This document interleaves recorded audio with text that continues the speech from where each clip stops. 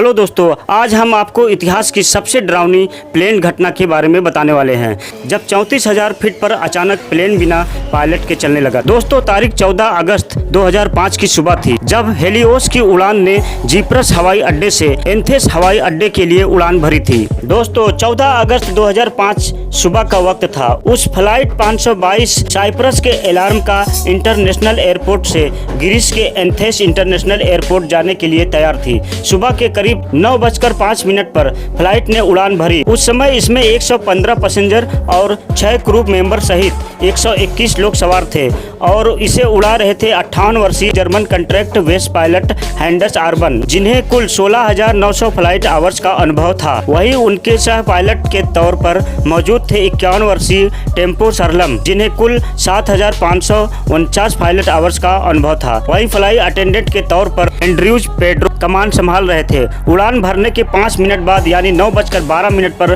Plane 12,040 foot की ऊंचाई पर पहुंच गया और इस ऊंचाई पर पहुंचने के बाद अचानक प्लेन में एक अलार्म बजने लगता है। जब इस अलार्म की जांच की गई तो पता चला कि प्लेन कॉन्फ़िगरेशन वार्निंग अलार्म था, जिसे देखने के बाद दोनों पायलट हैरान हो गए और वह इसलिए कि टेक ऑफ कॉन्फ़िगरेशन अलार्म तब बजता है जब प्लेन ग्राउंड पर होता है और उड़ान भरने के लिए तैयार नहीं होता है। ऐसे में 12,000 फीट की ऊंचाई पर इस अलार्म का बजने का मतलब दोनों पायलट को समझ में नहीं आ रहा था।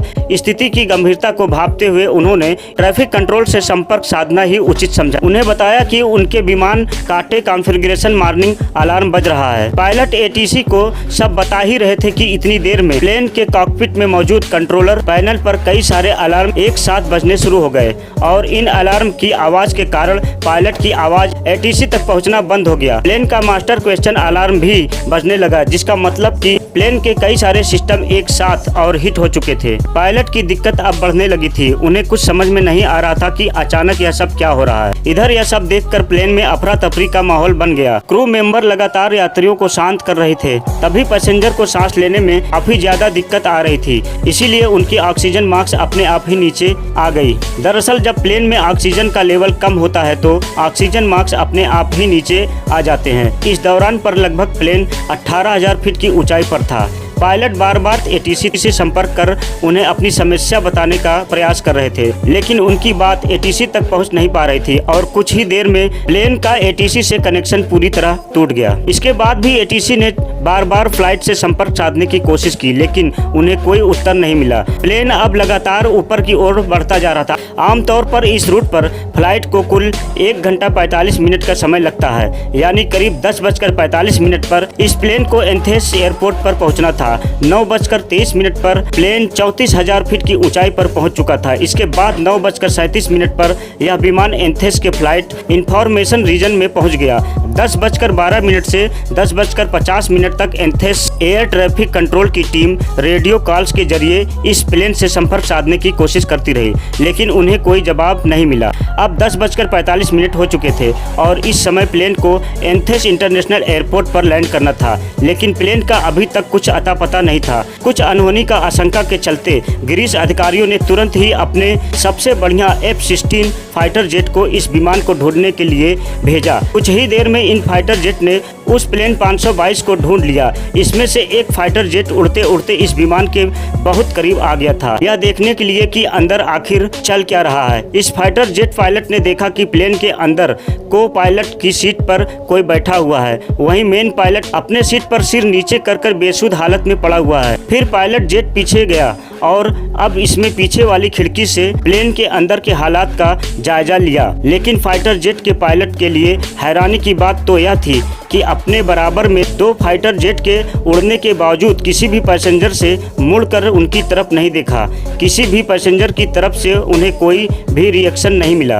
अभी लगभग 11:49 पर एक व्यक्ति केबिन में चलता है और पायलट की जगह ले लेता है। इस शख्स को देखकर फाइटर जेट के पायलट ने ऐसे ही इशारा कर स्थिति के बारे में जानना चाहा। यह शख्स भी उन फाइटर जेट के पायलट को कुछ बताना चाह रहा था, लेकिन वह कुछ बोल नहीं पाया। अभी लगभग 1 मिनट बाद 11:50 पर प्लेन के लेफ्ट इंजन ने काम करना बंद कर दिया और प्लेन लेफ्ट इंजन से झुककर तेजी से नीचे की ओर गिरने लगा। पायलट सीट पर बैठा हुआ वो शख्स कंट्रोल करने की कोशिश तो कर रहा था, लेकिन उसे कंट्रोल कर नहीं पा रहा था। ठीक 12 बजे प्लेन के राइट इंजन ने भी काम करना बंद कर दिया। प्लेन का कंट्रोलर पूरी तरह से खो चुका था। 12:04 पर प्लेन अध्ययन से लगभग 40 किलोमीटर दूर इटिको की पहाड़ियों में जाकर क्रैश हो गया और उसके क्रैश होने के साथ ही इसमें सवार क्रू मेंबर सहित सभी 121 लोगों की दुखद मौत हो गई। यह खबर जंगल की आग की तरह फैल गई और सभी ने अपना बचाव कार्य शुरू कर दिया। दोस्तों, आपके लिए लाइक शेयर करना बिल्कुल फ्री है, पर ये हमारे लिए बहुत कीमती है। दोस्तों, ये हमारे मनोबल को बढ़ाता है, तो प्लीज़ दोस्तों हमारे वीडियो को लाइक शेयर करके सब्सक्राइब जरूर करिए। और सभी शवों को ढूंढ कर लाया गया और शव परीक्षण किया गया। परिणाम के बाद डॉक्टर यह जानकर हैरान रह गए कि विमान के अंदर सभी लोग दुर्घटना से पहले मर चुके थे। अब बड़ा सवाल यह है कि जब हादसे से पहले सभी की मौत हो गई तो 2 घंटे तक विमान को कौन नियंत्रित कर रहा था। ब्लैक बॉक्स में यह नोट किया गया था कि विमान को नियंत्रित करने वाला व्यक्ति एंड्रयूज पेड्रो था, क्योंकि उनकी आवाज़ पिछली बार ईटीसी में सुनी गई थी। वह मेड डे के चिल्ला रहा था।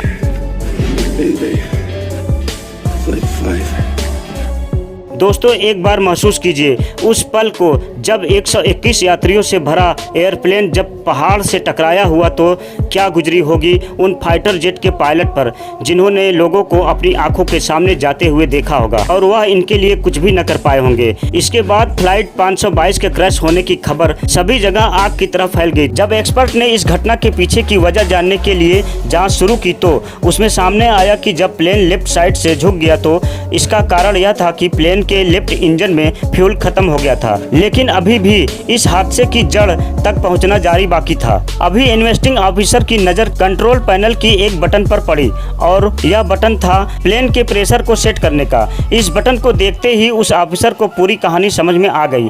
आपकी जानकारी के लिए बता दें कि प्रेशर बटन पूरे जहाज में प्रेशर का कंट्रोल करता है। जनरली जहाज के बाहर लगे इंजन बाहर की हवा को थोड़ा थोड़ा करके अंदर भी भेजता रहता है ताकि विमान के अंदर बैठे लोगों को ऑक्सीजन मिल सके। आमतौर पर प्रेशराइज बटन को ऑटोमेटिक मोड पर ही रखा जाता है और अगर कभी इसे मैनुअल मोड पर किया भी जाए तो कैप्टन में पायलट को इसका ध्यान रखना पड़ता है। अब हादसे की जड़ तक पहुंचने के लिए हम आपको घटना के एक दिन पहले ले चलते हैं। जब बोइंग 737 का यह जहाज अपनी रूटिंग सर्विस पर गया हुआ था, वहाँ इसको अच्छे से चेक करके इसकी सर्विस की गई और वहीं इसकी जाँच करने के वाले लोगों ने इसे मैनुअल मोड पर करके इसे पायलट को सौंप दिया था। विमान के उड़ान भरने से पहले पायलट और सह पायलट का इस ओर ध्यान ही नहीं गया। प्लेन का मैनुअल मोड चालू ही रह गया और उसके कारण जहाज में धीरे धीरे ऑक्सीजन की मात्रा घटने लगी थी, जिसके कारण विमान में बैठे सभी यात्रियों को बेचैनी होने लगी और प्लेन में बैठे पायलट कोई अलार्म सुनाई दिए तो उन्होंने इसके पीछे का कारण जानना शुरू किया, लेकिन एक बार के लिए भी उनका ध्यान इस ओर गया ही नहीं। प्लेन के प्रेशराइज बटन ऑन ही रह गया। इस वजह से कॉकपिट में भी ऑक्सीजन का लेवल घट गया था, जिसके कारण दोनों पायलट बेहोशी की हालत में जाने लगी थी। विमान के अंदर ऑक्सीजन मास्क तो सभी यात्रियों को मिल चुका था, लेकिन कॉकपिट में ऑक्सीजन मास्क अपने आप नीचे नहीं गिरते, जिसके कारण से दोनों पायलट बेहोश हो गए। साथ ही प्लेन में मौजूद यात्री और क्रू मेंबर भी अब एक एक कर बेहोश होने लगे थे, क्योंकि इनकी पैसेंजर सीट के ऊपर लगाया ऑक्सीजन मास्टर केवल 12 मिनट तक ही ऑक्सीजन दे सकता था और ऑक्सीजन न मिल पाने के कारण सभी लोग धीरे धीरे दम तोड़ रहे थे। प्लेन ऑटो मोड पर ही इसकी तरफ बढ़ता जा रहा था। एक समय में मौजूद सभी सदस्यों ने दम तोड़ दिया, केवल एक आदमी को छोड़कर, और वह यह थे पायलट अटेंडेंट पेड्रो एंड्रयूज। अब आप सोच रहे होंगे कि वह जिंदा कैसे है और सब मर गए। बताया गया कि एंड्रयूज एक स्कूबा ड्राइवर भी था। वह अपनी सांसों को नियंत्रित करने में माहिर है, इसलिए वह अब तक जिंदा रहे, लेकिन ऑक्सीजन प्रॉपर न मिलने के कारण अब उनकी हालत खराब हो चुकी थी। जैसे तैसे करके वह कॉकपिट तक पहुंचे और प्लेन को कंट्रोल करने की कोशिश करने लगे, लेकिन इस समय तक पहुंचते पहुंचते यह प्लेन यात्रियों की जगह उनकी लाशों से भर चुका था। एंड्रयूज अंत तक प्लेन को कंट्रोल करने की कोशिश में लगे रहे, लेकिन दुर्भाग्यवश इसमें सफल नहीं हो सके और अंततः प्लेन पहाड़ियों में जा टकराया और उसमें सवार सभी 121 लोगों की दुखद मौत हो गई। इस घटना के लगभग 15 महीने बाद ग्रीस के अधिकारियों ने इस घटना की रिपोर्ट पेश की, जिसमें बताया गया कि इस पूरी घटना के लिए सिर्फ और सिर्फ एक बटन जिम्मेदार था। प्लेन का प्रेशराइज बटन, क्योंकि यह बटन उस वक्त मैनुअल मोड पर था, लेकिन भले ही अधिकारियों को भी नहीं लगता हो, पर हमारी नज़र में असल दोषी उस सर्विस सेंटर की एम्प्लॉय था जहां प्लेन रूटीन सर्विस के लिए गया था, क्योंकि उन्होंने प्रेशर बटन को ऑटो से मैनुअल मोड पर कर दिया था, लेकिन इस बात की खबर किसी को भी नहीं दी। ऐसे में उन्हें या तो वापस ऑटो मोड में डालना चाहिए था या पायलट को इस बात से अवगत कराना चाहिए था, लेकिन उन्होंने ऐसा कुछ नहीं किया। शायद अगर वह इतनी बड़ी लापरवाही नहीं करते तो उस दिन 121 लोगों को अपनी जान नहीं गंवानी पड़ती। तो आपको इस बारे में क्या राय है, हमें कमेंट करके ज़रूर बताइए। बस आज के लिए इतना ही, मिलते हैं एक नई वीडियो के साथ। और दोस्तों, आपको हमारी वीडियो ये कैसी लगी आप हमें कमेंट बॉक्स में ज़रूर बताइए। और दोस्तों, आप अगर हमारे चैनल पर नए हैं तो हमारे चैनल को सब्सक्राइब ज़रूर कर दीजिएगा।